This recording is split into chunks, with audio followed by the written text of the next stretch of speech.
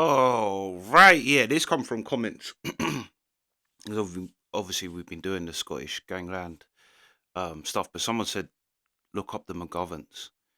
Um, and I thought I've never heard of that. Like a lot of the other crime people in Scotland you've heard of, haven't heard of these, and there's very little on YouTube about them. Yeah, other than two videos. But this is the Real Drillers and Glasgow's Underworld channel again. This one is, I think, a bit of a all over sum up of them. So yeah, the McGoverns. Let's go.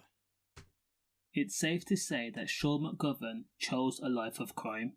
The Edinburgh gangster and crime boss, who also went by the name of Lugs, at just 25 years old, the Drut Baron was jailed for 17 years.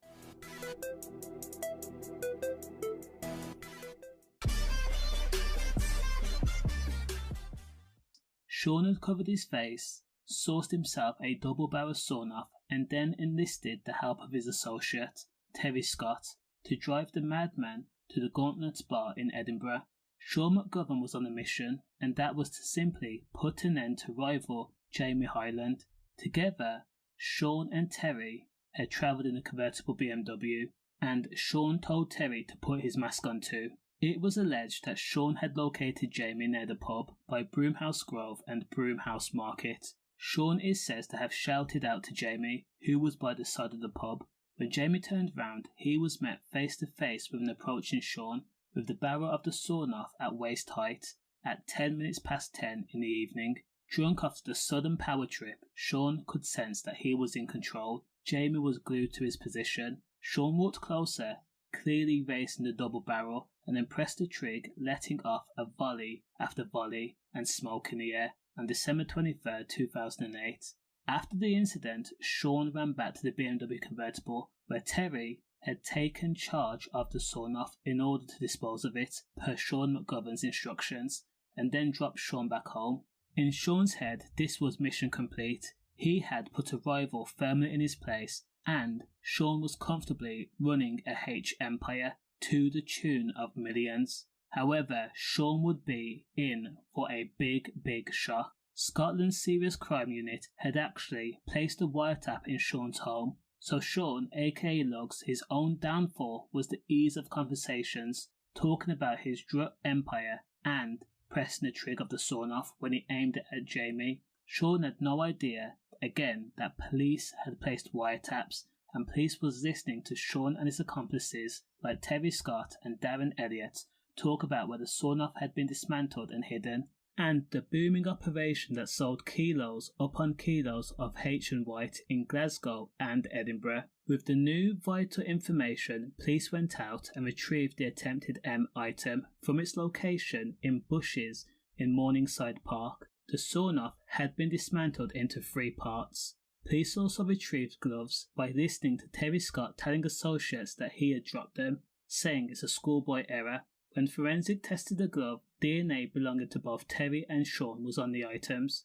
At the time of Sean's arrest, police estimated that Sean had made more than £100,000 in pure profit. However, there were clear signs and evidence that the operation Sean was running was a £1 million business from the dry law area of Edinburgh. In court, Luck's defence team tried to create a narrative that the discharge of the sawn-off was just to frighten Jamie Hyland, not because there was issues concerning drug operations, but it was a personal matter. However, the judge noted that both men were in the same business, dealing Class A. Also, an unknown person had aimed a GUN at Sean's home and then pressed the trigger. Sean actually reported that incident, so the motive was clear.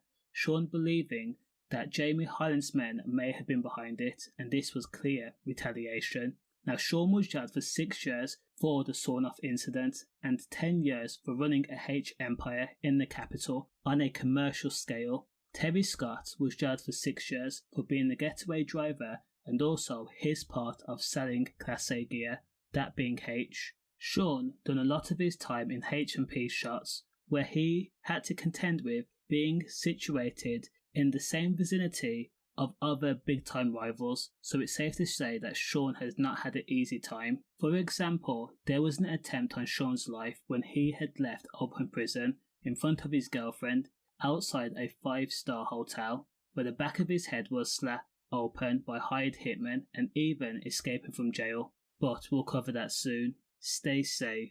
Safe. Yeah, that's crazy. That's one thing. If you're gonna give your gun to someone to get rid of, make sure they're not an idiot and just gonna put it somewhere stupid. Make sure they're actually gonna get rid of it. And the fact that both of their DNA was on it. Yeah. Let's see the next one though.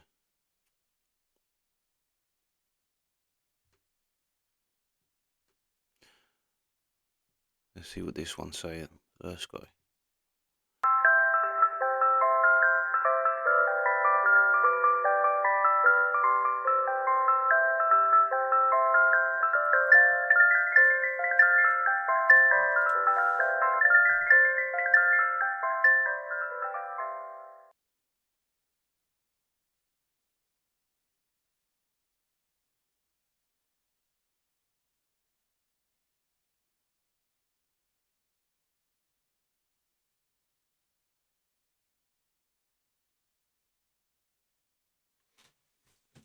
Hold on. The notorious Govan family of Springburn have been a name synonymous in Glasgow's underworld over the years. The five brothers, Joe, Tommy, Tony, Paul, and Jamie, made their way committing petty crime as youngsters in the tough housing scheme on Blackthorn Street in the north end of the city.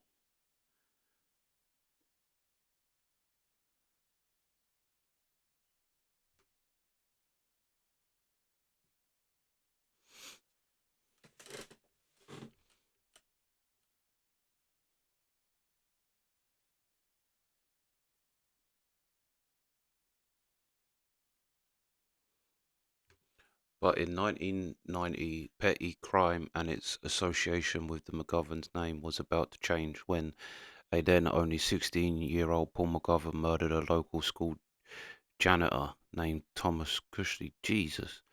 The 47-year-old Cushley was only picking up his wages when a group of youths pounced on him, but Paul McGovern had a knife and stabbed the dad of two to death in an unprovoked attack.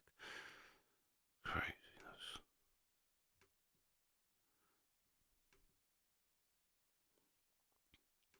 Paul McGovern would be given a life sentence for the murder, but he was out of jail by the time he was 27. And with his freedom, he fell right back into the family business, having made a string of serious connections while he was locked up. Every criminal says that. You go to prison, but that just is another. You meet most of your connections in prison.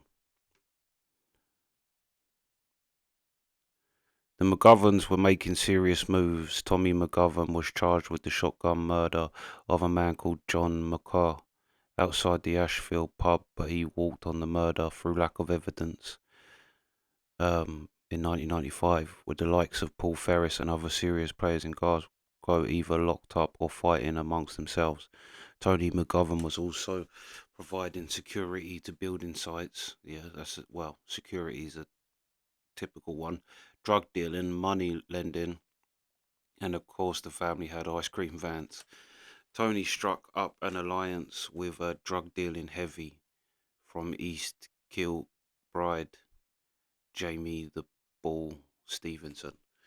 I heard something as well that Fred West had a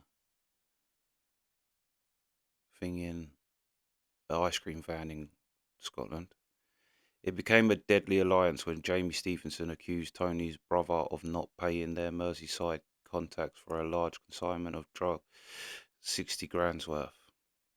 A meeting was set up with Tommy McGovern and Stevenson. Tommy ran a couple of ice cream vans and he was supposed to give one to Stevenson to sell to make things okay, but he refused. It turned ugly and ended with Tommy McGovern being shot and ran over with. Oh, hold on. Whoa! Tommy McGovern being shot and ran over with one of his own fans by Stephen. Jesus. He was lucky to survive the attack. Stevenson and Tony were good friends and made a lot of money together, but deep down he knew he would ultimately side with his brother Tommy. Yeah, blood's thicker than water.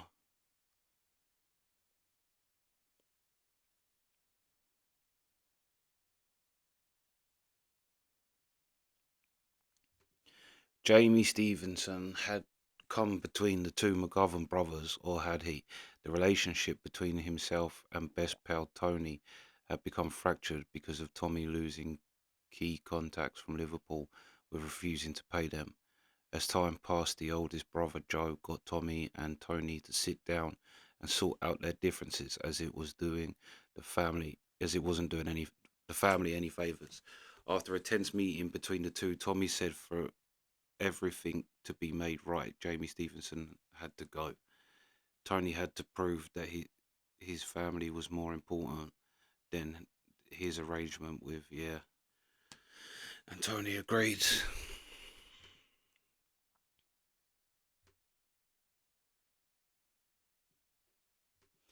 The bull was summoned to a meeting with Tony to sort everything out. Apparently, and was picked up by a supposed trusted guy, a man called Terry Monaghan. I wonder if he's related to Ross Monaghan. And third man, they drove to a place called Takmar Doon, a secluded road up the back of Kilsafe near the reservoir. While waiting for Tony to appear, a handgun was pulled on Stevenson and misfired with the bullets, partial discharge hitting Stevenson in the neck. His instincts kicked in and he managed to fight off the two would-be killers and run across the field into the darkness and get away. Jesus. Fair play, bro.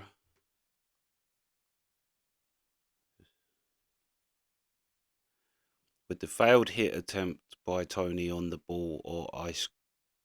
Hold on. With the failed hit attempt by Tony on the ball or Ice Man, as some call him. Oh, he's the Iceman too. Everyone's the Iceman in Glasgow. Some call him will prove fatal as the East Kilbride hard man would take on the McGoverns head on in the space of a few months. A pub in Greenwich, Cafe Cine, would be burned to the ground that had links to the McGoverns, and someone would try and shoot Tony McGovern at his house in Bishop Briggs while he was in the shower. Jesus. He was hit when three shots were fired through his bathroom window, but his injuries weren't serious. Jesus.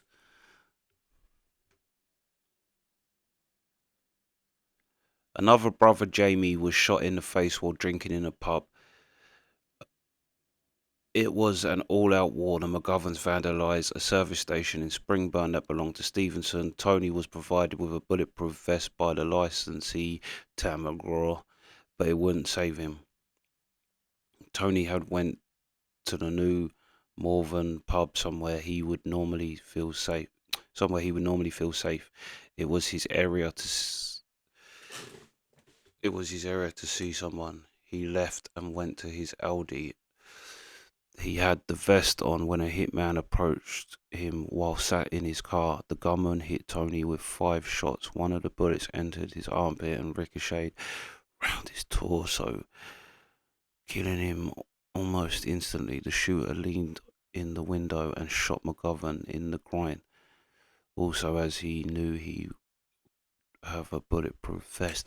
That's a good point, actually. I never thought of that. If you've got a bulletproof vest, obviously the armpit is still a vulnerable thing. And if he goes in it and he can't come out because of the bulletproof vest, so it is just literally going to bounce around into. Well, I mean, they do anyway, don't they? They go on crazy trajectories when they hit bone. But I've never thought about that. Yeah, if a bullet does get in and you got a bulletproof vest, it's not going to come out.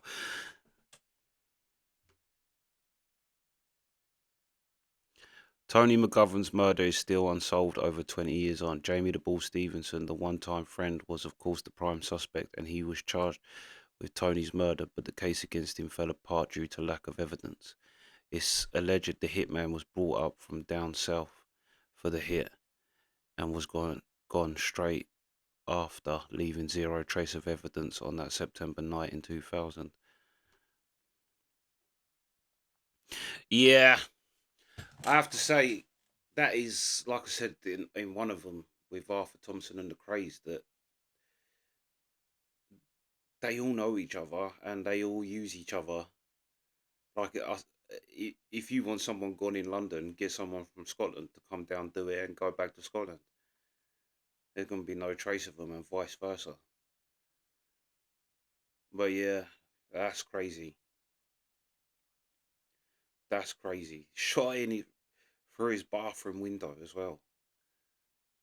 I mean, that's a very unflattering way to be found as well.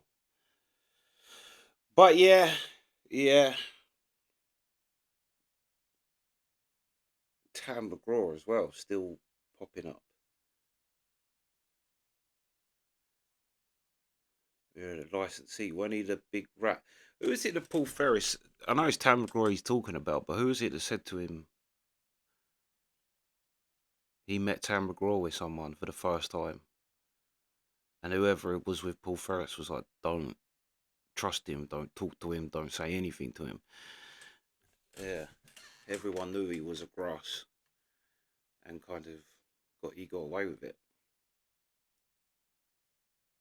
But yeah, yeah, that was crazy. But yeah, that's the reaction. Sweet.